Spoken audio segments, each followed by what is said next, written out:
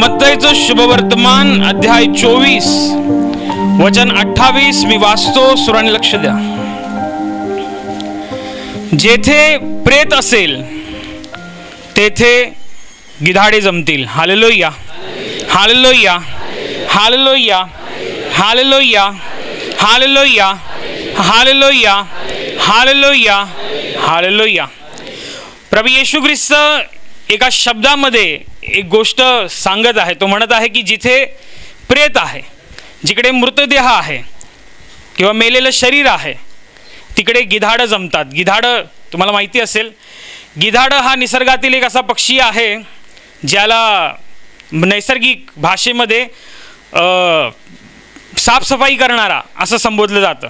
म्हणजे जे प्राणी भक्ष्य करून खातात, म्हणजे वाघ असेल, सिंह असेल, हे लोक जे प्राणी खातात आणि मग त्याच्यानंतर उरलं सुरलेलं ते टाकून देतात, तेव्हा ही गिधाडे येऊन ते उरलं सुरलेलं खाऊन पूर्ण सफाचट करून टाकतात. ही गिधाडं एक असा पक्षी आहे. गिधाड, येशू ख्रिस्ताने गिधाड या शब्दाचा वापर केला आहे. ते फार गंभीर आणि तेवढंच रहस्यात्मक आहे. येशू म्हणतोय की जिथे प्रेत असेल तिथे गिधाडं जमतील. एकंदरीत काही की जिकडे गिधाडं जमलेली दिसली की समजून जा तिकडे कोणतरी मेलेलं आहे. कारण गिधाडं तेव्हाच जमतात जेव्हा काहीतरी मेलेलं असतं. गिधाडं तेव्हाच जमतात जेव्हा तिकडे काहीतरी मृतदेह पडलेला असतो. कारण गिधाड हा एक असा पक्षी आहे जो स्वतःहून दुसऱ्या प्राण्याला मारत नाही. तर जे अगोदरच मेलेले असतात किंवा अगोदरच रोगाटलेले असतात आणि आजाराने मरणप्राय झालेले असतात, मरायला नुकताच आता काही दिवस किंवा काही वेळ आहे, अशाच त्या भक्ष्यावरती ते भक्षण करतात आणि मग आपला उदरनिर्वाह करतात. ते कधीच शिकार करताना तुम्हाला दिसणार नाही. जसं घार तुम्हाला शिकार करताना दिसते, जसं तुम्हाला गरुड शिकार करताना दिसतो, तसं गिधाड शिकार नाही करत. कारण गिधाड हा थोडा कमकुवत आहे. तो जे काही पहिल्यापासूनच कमजोर आहे, कमजोर प्राणी त्याला दिसला मरायला टेकलेला, म्हणजे आता थोड्या वेळातच मरणार आहे, त्याच्यावरती तो हल्ला करतो. आणि येशू ख्रिस्त त्या पक्षाचं उदाहरण देतोय. त्याच्या मागे जे रहस्य आहे ते आपल्याला शिकायचं आहे. येशू ख्रिस्त जेव्हा या पृथ्वीवरती होता तेव्हा त्याने आपल्या लोकांना, विश्वासणाऱ्यांना ही गोष्ट सांगितली की जेव्हा मी येणार या जगामध्ये, त्याच्या अगोदर काही चिन्ह घडणार, या जगाचा न्याय होईल, तेव्हा या जगामध्ये काही चिन्ह घडणार, हे ह्या संबंधी येशू ख्रिस्ताने सविस्तर सांगितलेलं आहे. आणि त्यातल्या काही गोष्टी, बऱ्याचशा गोष्टी आता सध्या जगात घडत आहेत. येशू ख्रिस्त म्हणाला की माझ्या येण्या अगोदर तुम्ही लढ्या होताना पाहाल, लढायांच्या अफवा ऐकाल, रोगराई पसरेल, महामारी होईल, भूकंप येतील, आकाशातील पाय डळमळतील. अशा बऱ्याच गोष्टी प्रभू येशू ख्रिस्ताने सांगितल्या की मी येण्या अगोदर हे घडतील. आणि तुम्हाला माहितीच आहे हे जगात घडत आहे. आत्ताच जो सगळ्यात मोठी महामारी होऊन गेली, सगळं जग त्याला घाबरलं, तो होता कोरोना. पण विश्वासणारी लोक घाबरली नाहीत, कारण त्यांना माहिती होतं की जग सोडेल परंतु आमचा परमेश्वर आम्हाला कधी न सोडणारा परमेश्वर आहे. आणि जगात फार मोठी महामारी होऊन गेली, जे येशू ख्रिस्ताने अगोदरच सांगितलं होतं. आम्हाला भिण्याचं कारण नाही, कारण आम्हाला माहिती आहे. येशू ख्रिस्ताने अगोदर हे सांगितलेलं आहे की जगात अशा गोष्टी होतील, जगामध्ये एवढी उलथापालथ होईल, तेव्हा समजून जा माझी येण्याची वेळ जवळ आलेली आहे. बऱ्याचशा गोष्टी त्यांनी सांगितल्या. त्यामध्ये एक गोष्ट अजून त्याने सांगितली की शेवटच्या काळामध्ये खोटे ख्रिस्त आणि खोटे संदेष्टे येतील, खोटे चमत्कार करून दाखवतील, खोट्या गोष्टी सांगतील, खोट्या शिकवणुकी देतील आणि बरेचसे लोक त्याला फसतील. त्यांना वाटेल की हेच देव आहे की काय असं वाटेल. परंतु येशू ख्रिस्त म्हणतोय लक्षात ठेवा की हा जो सैतान आहे किंवा सैतानाचे हे जे खोटे संदेष्टे किंवा खोटे मसीहा किंवा खोटा ख्रिस्त जो त्यांनी ठेवलेला आहे, त्याला तोच माणूस फसेल जो आत्म्यामध्ये मेलेला आहे. बायबलमध्ये लिहिलेलं आहे की जमलंच तर निवडलेल्यांना देखील फसवावे म्हणून तो मोठी खोटी चिन्हे आणि अद्भुत करून दाखवील. तुम्ही कोण आहात? निवडलेली लोक आहात. निवडलेली आहात म्हणूनच तुम्ही इथे बसलेले आहात. निवडलेले आहात म्हणूनच तुम्ही देवाची वचनं ऐकत आहात. परंतु तो दुष्ट लबाड सैतान, त्याच्याविषयी येशू म्हणतोय येणाऱ्या काळामध्ये तो असं काहीतरी खोटं नाटक करून दाखवेल की बरेचसे लोक याच्यातून बहकतील. निवडलेल्यांमध्ये सुद्धा बरेचसे लोक बहकतील. आज तुम्ही इथे आहात, पुढच्या शनिवारी असाल नसाल सांगता येत नाही. अजून त्याच्या पुढच्या शनिवारी असाल नसाल सांगता येत नाही. कारण खोटा ख्रिस्त, खोटा संदेष्टा तुमच्या पुढ्यात येऊन तुम्हाला काहीतरी बहकवलं आणि तुम्ही बहकलात आणि जीवनाच्या मार्गापासून लांब गेलात तर तुम्ही स्वर्गाला मुकाल. येशू म्हणतोय तुम्ही स्वतःला सावध ठेवा. येशू म्हणतोय जिकडे प्रेत आहे तिकडेच गिधाडं जमणार. आणि फार मोठं रहस्य प्रभू येशू ख्रिस्त सांगतोय. गिधाड हा जो तंदुरुस्त माणूस आहे, गिधाड कधी जिवंत माणसाच्या जवळ येत नाही, गिधाड कधी जिवंत माणसाला खायला येत नाही, कारण गिधाडाची जी नजर असते ती फार कमजोर असते. गिधाडाची नजर फार बोथड असते, लांबचं ती बघू शकत नाही. क्वचितच काही असतात जे लांबचं बघू शकतात, परंतु ते नेहमी अशा भक्ष्याच्या शोधात असतात जो कमजोर आहे, जो मरायला टेकलेला आहे, जो आता काही वेळामध्येच मरणार आहे, रोगाटलेला आहे, किंवा कोणीतरी अगोदरच त्याचा फडशा पाडलाय, अर्धवट काहीतरी उरलेलं आहे, मग ते खातो. ह्या गिधाडाचं काम ते आहे. येशू म्हणतोय जिथे प्रेत आहे तिथे गिधाडं जमतील. म्हणजेच सोप्या शब्दात जिकडे गिधाडं जमलेली दिसतील समजून जा तिकडे काहीतरी मरणाची घटना चालू आहे. गिधाडं जमणं ही मरणाची भूमिका दाखवतं, गिधाडं जमणं ही मरणाला दर्शवतंय. आणि मग येशू ख्रिस्त म्हणतोय हे गिधाडं त्याच लोकांच्या जवळ येतील. म्हणजे गिधाड म्हणजे खरोखरची नाही. येशू ख्रिस्त ह्या वचनाला येशू ख्रिस्त जे गिधाड सांगतोय ते सैतानाला सांगतोय. गिधाड त्याच माणसाच्या जवळ येईल जो मेला समान आहे. गिधाड त्याच माणसांचे लचके तोडायला येईल जो आत्म्यामध्ये झोपलेला आहे. पवित्र शास्त्रानुसार आत्म्यामध्ये झोपणं म्हणजेच आत्म्यामध्ये मरण्यास समान आहे. आणि येशू ख्रिस्त म्हणतोय की जर तुम्ही आत्म्यात मेलेले असाल, आत्म्यात जर झोपलेले असाल, तर तो गिधाड येऊन तुमचे लचके तोडेल. गिधाड येऊन तुम्हाला साफ करून जाईल आणि तुम्हाला समजणार पण नाही की तुमची शांती त्यांनी कधी चोरून नेली, तुमचे आशीर्वाद त्यांनी कधी चोरून नेले, तुमच्या साक्षी त्यांनी कधी चोरून नेल्या, तुम्हाला कळणार नाही. का? कारण तुम्ही आत्म्यात झोपलेले आहात. आत्म्यात झोपणे म्हणजेच आत्म्यात मरण्यासारखं आहे. आणि जिथे त्याला आत्म्यात मेलेला माणूस, आत्म्यात झोपलेला माणूस दिसला की तो लगेच येतो. कधीही तुम्ही पहा, कधी तुम्ही टीव्हीवरती पाहिलं असेल वाईल्ड लाईफमध्ये की गिधाडं घिरट्या घालत असतात वरती. कधी कुठला प्राणी मरतोय का, कधी कुठलं भक्ष्य आम्हाला मेलेलं सापडतंय का आणि मग आम्ही आमचा उदरनिर्वाह करतोय का, असं त्याचं असतं. परंतु जेव्हा आपण ही गोष्ट वाचतो तेव्हा ध्यानात घ्या, आपल्याला आत्म्यामध्ये जागा असणं गरजेचं आहे. मेलेल्या माणसाला मच्छर चावली त्याला काय फरक नाही पडत, परंतु तुम्हाला आता मच्छर चावली तर लगेच तुमचा हात खांजवायला पुढे येईल. तुमच्या कानामध्ये माशी भिनभिनायला लागली की लगेच तुमचा हात असा असा होईल. डोळ्याच्या समोर माशी भिनभिनायला लागली लगेच तुमचा हात असा असा होईल. का? कारण तुम्ही जिवंत आहे. मेलेल्या माणसाच्या तोंडावरती माशी जरी येऊन बसली त्याला काही फरक नाही पडत. माशी चावून काय गेली, किडा चावून काय गेला त्याला काही फरक नाही पडत, कारण तो मेलेला आहे. परंतु जर आपण शरीरामध्ये एवढे जिवंत आहोत की मच्छर चावली की लगेच समजतं, माशी भिनभिनायला लागली की लगेच समजतं, तर ध्यानात घ्या आपल्याला आत्म्यात पण तेवढंच जागं राहायला पाहिजे. आत्म्यात तेवढं आपल्याला सावध असायला पाहिजे, तर तो गिधाड आपल्याला खाणार नाही. तुम्ही कधीपासून जे विश्वासणारे आहात मला माहीत नाही, तुम्ही नवीनच विश्वासणारे आहात की जुने विश्वासणारे आहात तेही मला माहीत नाही, परंतु ध्यानात घ्या जिकडे त्याला तुम्ही झोपलेले आढळला, झोपलेले, की तो सैतान, जो दुष्ट लुसिफर, तो तुमचे आशीर्वाद चोरायला येईल. म्हणून येशू ख्रिस्त म्हणतोय तीच लोक फसतील, माझे विश्वासणारी लोक, माझी मुलं, माझ्या मुली, त्यांच्यामधले तीच लोक फसतील जे आत्म्यात झोपलेले आहेत. आपल्याला आत्म्यात झोपलेल्यासारखं व्हायचं नाही आहे. तुमच्या जीवनात साक्षी झाल्या असतील, चांगली गोष्ट आहे. आशीर्वाद मिळाले असतील, चांगली गोष्ट आहे. प्रार्थनाला सुद्धा तुम्ही येता, चांगली गोष्ट आहे. पण नेहमी तुम्हाला आत्म्यामध्ये जागं राहता आलं पाहिजे. जर तुम्ही जागं राहिलात तर तुमचे आशीर्वाद तसेच राहतात, अधिक ते वाढत असतात. तुमच्या जीवनामधल्या साक्षी अधिक वाढत असतात. तुम्ही तेवढ्यापुरती मर्यादित राहत नाही. परमेश्वर म्हणतोय की जिथे प्रेत आहे तिकडे गिधाडं जमतील. ध्यानात घ्या, तो लुसिफर, दुष्ट सैतान, त्याला जेव्हा तुम्ही झोपलेले दिसतात, झोपलेले, आत्म्यात झोपलेले, तो लगेच येतो. जसा चोर चोरी करायला जेवायला येतो तेव्हा तो सगळा आढावा घेतो, घरामध्ये सगळे झोपले आहेत का, आणि मगच जाऊन चोरी करतो. कधी कुठे वाचलंय का तुम्ही?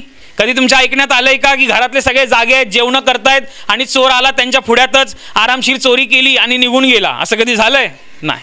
चोर पहिला बघतो झोपलेत की नाही झोपलेत, तो पूर्ण त्यांचा आढावा घेतो आणि मग जाऊन तो चोरी करतो. अगदी त्याप्रमाणे सैतानाचं आहे. जेव्हा तुम्ही आत्म्यात झोपलेले दिसता, जिकडे तुम्ही झोपलेले असता, आत्म्यात झोपणे म्हणजे काय? पापामध्ये राहणे. आत्म्यात झोपणे म्हणजे काय? देवाची वचनं मोडत राहणे. देवाचे वचनं पाळण्याचं काही नामनिशाण नाही, फक्त मोडतायत. देव जे सांगतोय त्याच्या विपरीत वागतायत, देव जे सांगतोय त्याच्या उलट करतायत, त्याला म्हणतात आत्म्यात झोपलेला. पापामध्ये असलेला माणूस आत्म्यात झोपलेला असतो. ज्याने आत्मिक भ्रष्टाचार केलाय तो आत्म्यामध्ये झोपलेला असतो, आणि जो आत्म्यात झोपलाय म्हणजेच तो आत्म्यामध्ये मेलेला आहे. आणि मग जे त्याच्याकडे आहे पहिल्यापासूनच देवाने देव केलेलं ते सुद्धा तो काढून घेऊन टाकतो. ते सुद्धा त्याच्यापासून हिरावतो. म्हणून तुम्हाला नेहमी स्वतःला आत्म्यात जिवंत असं ठेवायचं आहे. जसं शरीराच्या वरती मच्छर चावल्यावरती आपण कसं लगेच खांजवायला जातो, कारण ती संवेदनशीलता आहे, तेवढी सेन्सिटिव्हिटी आहे, तेवढा आपण जागृत आहे, म्हणून आपण ते करत असतो. अगदी आत्म्यात तुम्हाला तसं राहायचं आहे, आत्म्यामध्ये तुम्हाला तेवढं जिवंत राहायचं आहे. देवाची इच्छा आहे की तुम्ही आज प्रार्थनेमध्ये आहात, तुम्ही तिथपर्यंत प्रार्थनेत असावं जोपर्यंत तुमचा श्वास इथपर्यंत शेवटचा नाही आहे आणि मेल्यानंतर थेट स्वर्गाच्या राज्यात जात नाही, तोपर्यंत तुम्ही प्रार्थनेत असावं. ही त्याची इच्छा आहे, हे त्याचं मन आहे. आणि म्हणून आपल्याला तुम्हाला स्वतःला सांभाळायचं आहे. तुम्हाला स्वतःला झोपलेल्या समान नाही करायचं आहे. ध्यानात घ्या, बायबलमध्ये येशू ख्रिस्ताचे 12 शिष्य होते. येशूने 12 जणांची निवड केली. येशू ख्रिस्त जेव्हा मानव रूपात आला तेव्हा त्याचा बाप्तिस्मा करणाऱ्या योहानाच्या द्वारे पाण्याचा बाप्तिस्मा झाला. कबुतराप्रमाणे पवित्र आत्मा त्याच्यावरती उतरला आणि पवित्र आत्मा त्याला जंगलामध्ये घेऊन गेला. 40 दिवस 40 रात्र येशूने तिथे उपवास प्रार्थना केली आणि मग त्याने 40 दिवस 40 रात्रानंतर कार्याला जो आरंभ केला, त्यावेळेला येशू ख्रिस्ताने इस्रायलच्या 12 वंशांमधून 12 जणांची निवड केली. येशूने सगळ्यात पहिले स्वतः निवडलेले किती शिष्य होते? 12. मग त्याच्यात बरीच नावं आहेत, पेत्र, याकोब, योहान, लूक, मत्तय, अशी 12 जणांची नावं आहेत. आणि मग ही 12 जण आपल्यासोबत असावी म्हणून येशूने त्यांना आपल्या जवळ ठेवलं. हे 12 शिष्य येशू बरोबर 24 तास असायचे. 24 तास. असं नाही की फक्त सकाळचा मी राहतो, दुपारचा तू राहा, रात्रीचा तो राहील, असं नाही. 24 तास ही लोक येशू सोबत असायचे. 24 तासामध्ये येशूच्या द्वारे घडलेले चमत्कार त्यांनी स्वतःच्या डोळ्यांनी बघितलेले होते, 12 जणांचे. त्याच्यानंतर बरेचसे शिष्य जोडले गेले, बरेच लोक विश्वास ठेवायला लागले, बऱ्याच लोकांनी येशूचा चमत्कार पाहिला, बऱ्याच लोकांनी येशूचे शब्द ऐकले आणि मग विश्वासणाऱ्यांचा फार मोठा घोळका येशूच्या मागे होता. आणि मग नंतर बरेच शिष्य झाले. पण मी त्या बऱ्याच शिष्यांचं सांगत नाही आहे. येशूने स्वतःहून निवडलेले पहिले 12 शिष्य त्यांचं मी तुम्हाला सांगतोय. हे 12 शिष्य 24 तास येशू बरोबर असायचे. सर्व काही सोडून ते येशूच्या मागे गेले, येशूच्या द्वारे चमत्कार पाहिले, वचनं ऐकली. आणि मग एक वेळ अशी येते, येशू ख्रिस्त 12 जणांना बोलावतो आणि त्यांना सामर्थ्य अधिकार देतो. तो सांगतो की तुम्ही गावागावात जा आणि तिकडे जाऊन तुम्ही भूतं काढा, मेलेल्यांना उठवा, कुष्ठ्यान शुद्ध करा, जे तुम्हाला फुकट मिळाले ते तुम्ही त्यांना फुकट द्या. येशू ख्रिस्त त्यांना सामर्थ्य अधिकार देतो. ध्यानात घ्या, अजून पवित्र आत्मा मिळालेला नाही आहे. पवित्र आत्मा कधी मिळतो? ज्यावेळेस येशू ख्रिस्त वधस्तंभावर खिळतो, तो मारला जातो, गाडला जातो, तिसऱ्या दिवशी पुन्हा उठतो आणि मग तो स्वर्गात घेतला जातो. आणि मग येशू सांगतो की मी जी देणगी तुम्हाला सांगितली ती मिळेपर्यंत तुम्ही यरूशलेम सोडून जाऊ नका. आणि मग येशू ख्रिस्त स्वर्गात घेतला जातो आणि मग लगातार 10 दिवस येशूचे शिष्य बंद खोलीत प्रार्थना करत असतात आणि 50व्या दिवशी पेंटेकोस्टच्या दिवशी पवित्र आत्मा सगळ्यांवरती उतरतो आणि मग ते पवित्र आत्म्याने परिपूर्ण होतात. हा पवित्र आत्म्याचा भाग वेगळा. परंतु मी तुम्हाला सुरुवातीची गोष्ट सांगतोय. ज्यावेळेला येशूने कार्याला आरंभ केला, येशूने कार्याची सुरुवात झाली, तेव्हा येशूने 12 शिष्य जेव्हा निवडले तेव्हा येशूने त्यांना सामर्थ्याचा अधिकार दिला.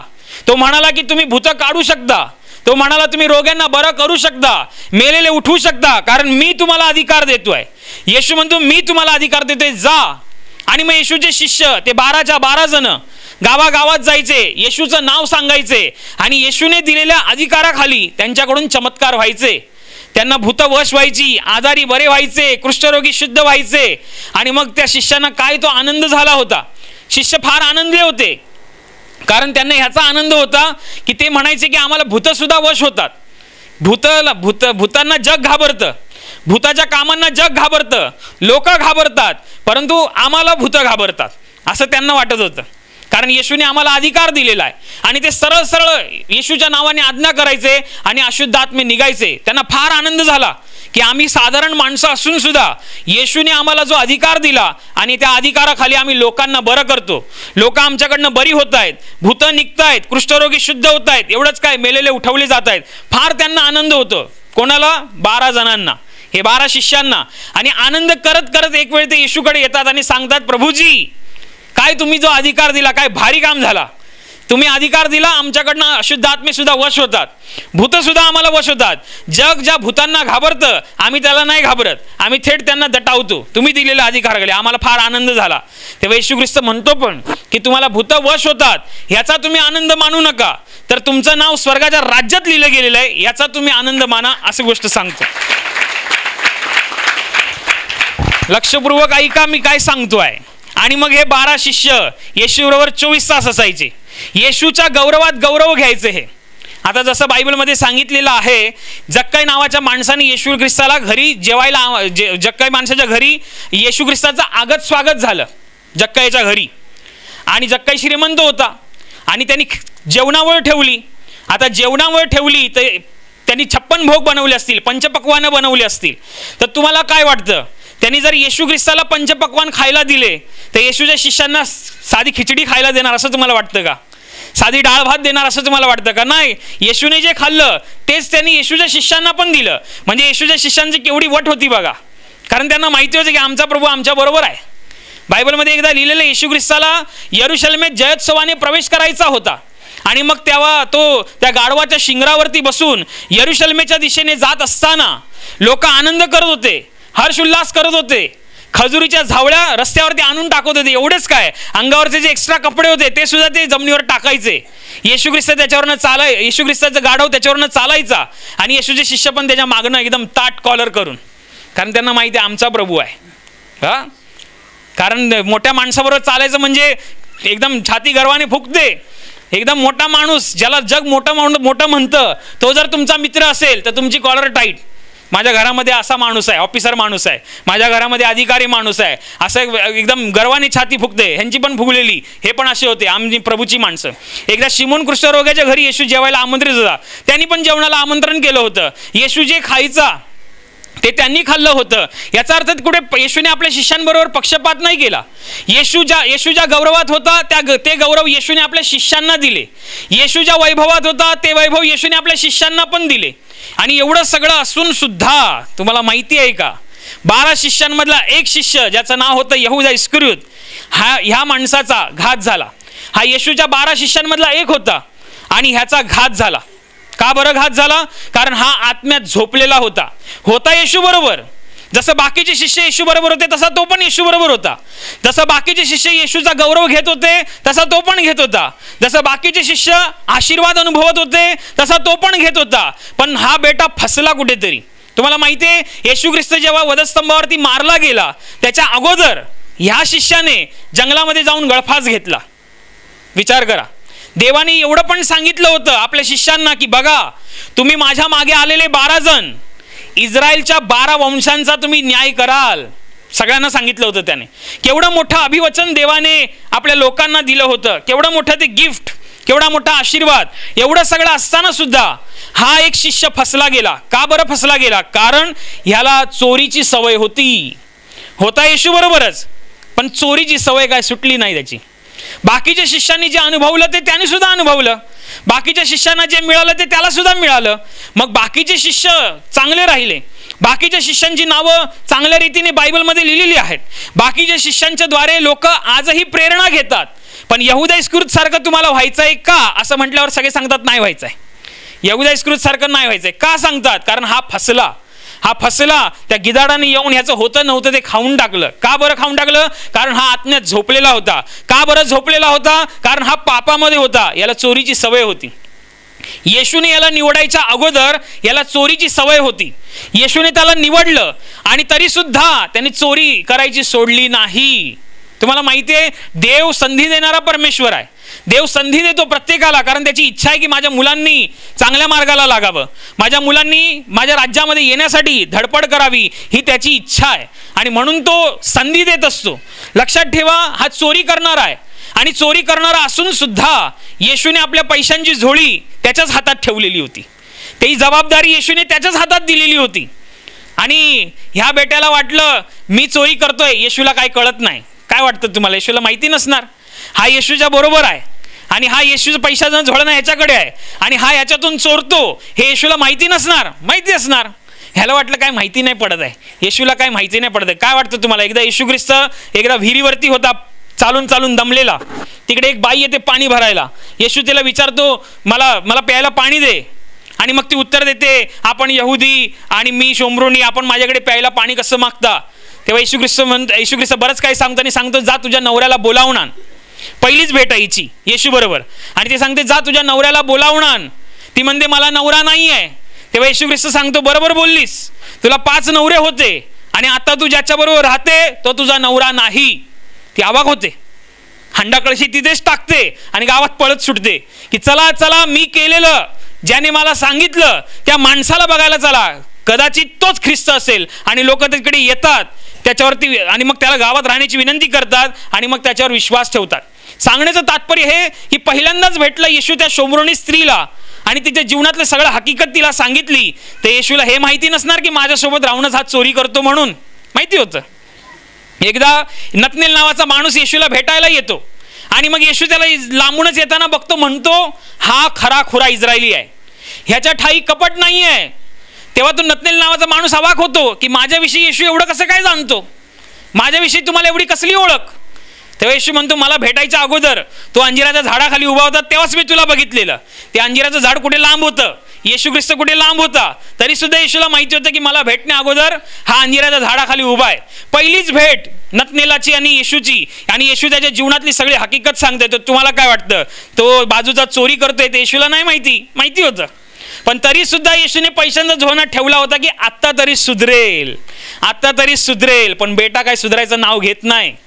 ह्याला पैशांची हाव एवढी. एकदा असं होतं, येशू ख्रिस्त जेवायला आमंत्रित असतो, जेवण चालू असतं आणि तिकडे मार्था मरिया, त्या दोघी बहिणी, ती मरिया आपल्याकडचं सगळ्यात महागडं सुगंधी द्रव्य घेऊन येते. येशू ख्रिस्ताच्या मस्तकावरती लावते आणि मग मस्तकावरती लावते, पायाला लावते आणि सबंध घरामध्ये तो सुगंध दरवळतो, पसरतो तो. आणि मग त्या वास एवढा सुगंध असतो, ते वास घेऊन लोकांना कळतं की हा महागडा अत्तर आहे, हा महागडा सेंट आहे. आणि मग हा चौथा जो बेटा, ह्याचा लोभ ह्याला आवरे ना, यहुदा इस्करियोतला. हा बोलतो की काय सांगायचं हिला, काय बोलायचं हिला, एवढ्या चांगल्या तेलाची हिने नासाडी केली. बोलतोय बघा कसा बेटा. सैतान लबाड आहे. सैतान लबाड आणि लबाडीचा बाप आहे, बायबलमध्ये सांगितलेलं आहे, ध्यानात घ्या. तुम्हाला साधं सोपं गणित सांगतो.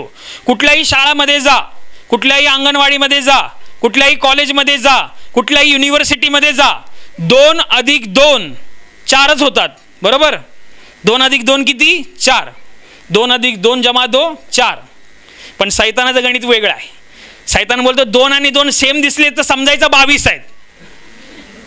आणि मग तो जी गणित सांगेल की 22 ते कसे आहेत बघ, ते दिसायला असे आहेत, मग त्यांना असं करून बघ, मग उजवीकडून बघ, मग डावीकडून बघ, मग ते असंच आहे, मग ते तसंच आहे. एवढा तो लबाड आणि धूर्त आहे, भल्या भल्यांना तो फसवतो. आणि म्हणून त्या लबाडीला तुम्ही फसू नका कधी. आणि हा बेटा बोलतोय यहुदा इस्करियोत की काय सांगायचं, हिने नासाडी केली, तेलाची हिने नासाडी केली. त्यापेक्षा हिने काय करायला पाहिजे होतं, हे तेल विकायला पाहिजे होतं. विकले असते तर जवळपास 300 रुपये, त्यावेळेचे 300 दिनार, म्हणजे भरपूर मोठी कमाई झाली ती.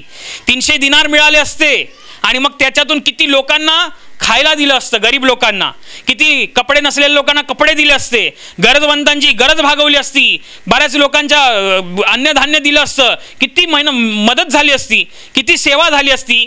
अरे तो बोलतोय कोणासमोर? येशूच्या समोर. आणि येशूला बरोबर माहिती आहे ह्या बेट्याला गरिबांची काळजी आहे म्हणून बोलत नाही आहे.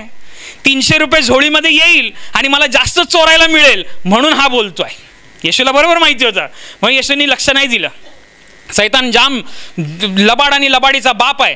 तो हा बोलला तेव्हा बाकीचे लोक होते, त्यांना पण बरोबर वाटलं, यहुदा इस्करियोत किती चांगला माणूस आहे, किती चांगलं बोलतो, गरिबांची किती काळजी आहे, असं लोकांना वाटलं. बरोबर बोलतोय. येशू नाही बोलला बरोबर बोलतोय, कारण येशूला माहिती होतं ह्याला गरिबांची काळजी नाही आहे, ह्याला अधिकचं चोरायला पाहिजे. म्हणजे रोज 1-1 रुपया चोरत असेल, आता 300 रुपयात मी 10 रुपये चोरले तर काय कळतं येशूला, असं याला वाटलं.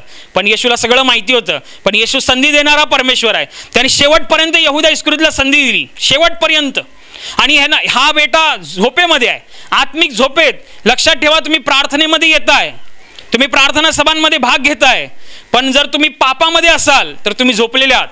तुमचा पण एक दिवस त्या यहुदा इस्करियोत सारखा घात होऊ शकतो. म्हणून स्वतःला सावरा, स्वतःला सांभाळा, स्वतःला जागरूक ठेवा. त्या यहुदा इस्करियोत सारखं होऊ नका.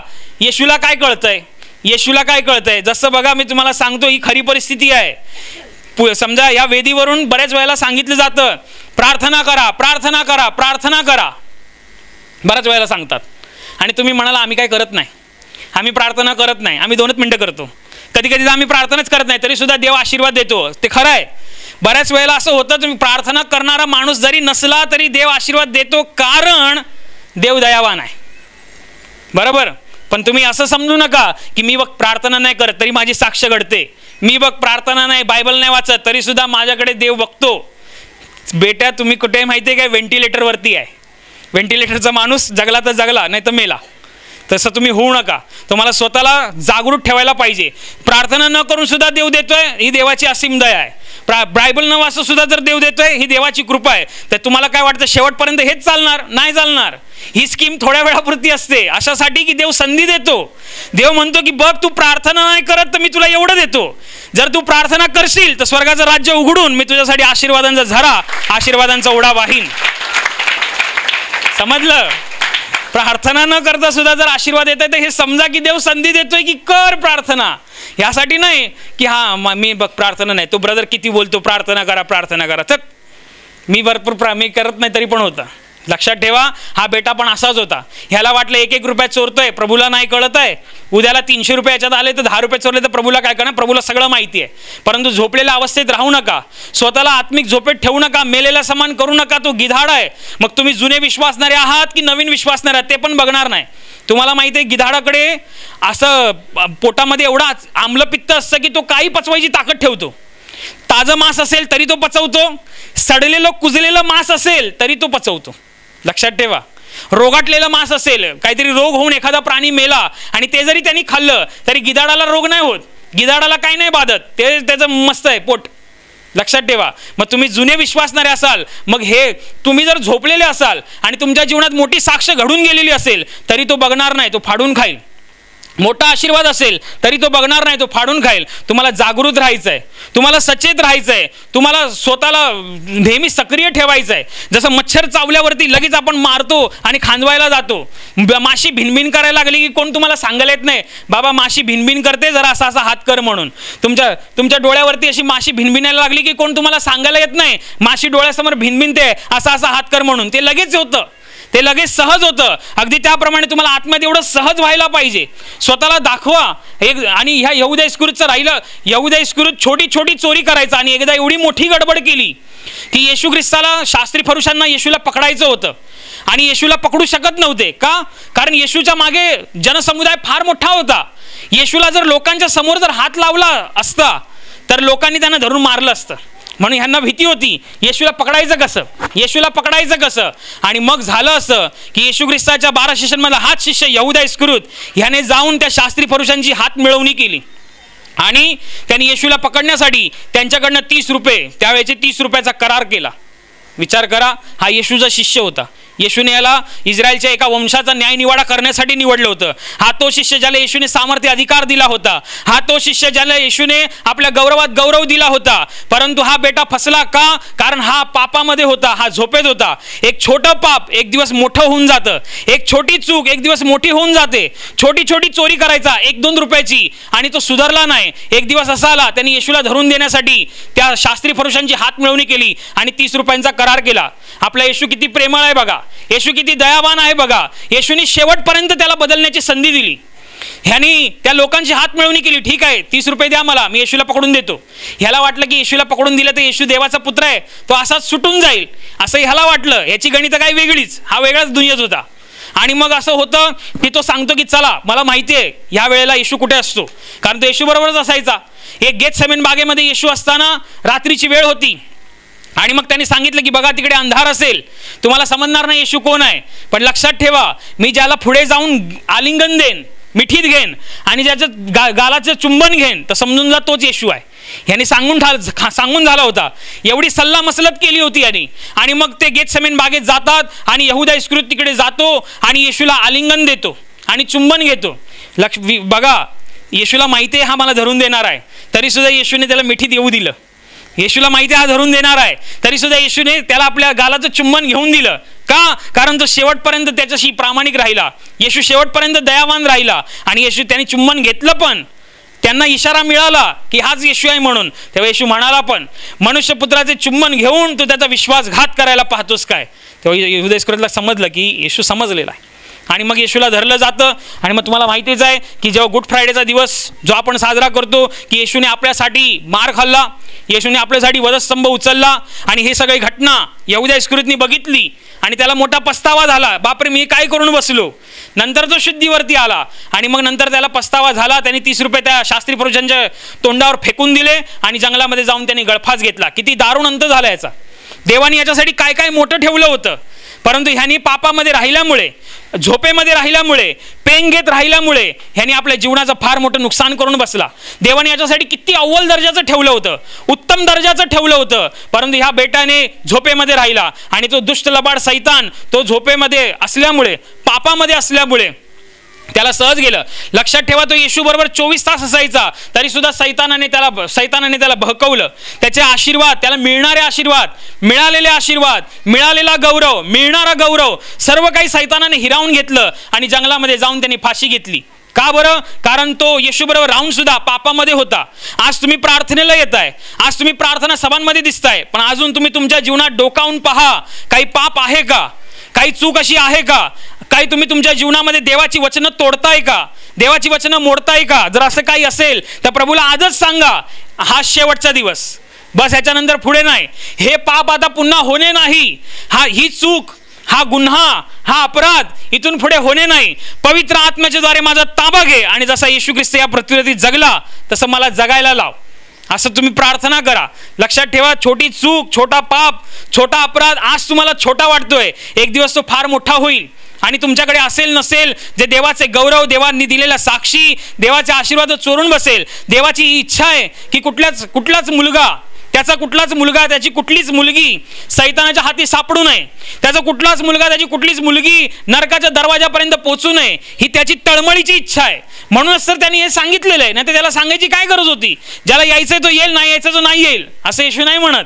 त्या येशूची अशी इच्छा आहे, या पृथ्वी तलावरती जितक्यांनी जन्म घेतलेला आहे, या पृथ्वी तलावरती जितके लोक येशूच्या नावाने गुडघे टेकतात आणि ज्यांची जीभ कबूल करते की येशूच आमच्या जीवनाचा प्रभू आणि तारणार आहे, ते सगळेच जण स्वर्गाच्या राज्यामध्ये त्याच्या वेंगेमध्ये असावे. आणि हीच गोष्ट परमेश्वर आपल्याला आकांताने सांगत आहे, जिथे प्रेत आहे तिथे गिधाड तेव्हाच जमणार जेव्हा आपण मेलेला समान होऊ.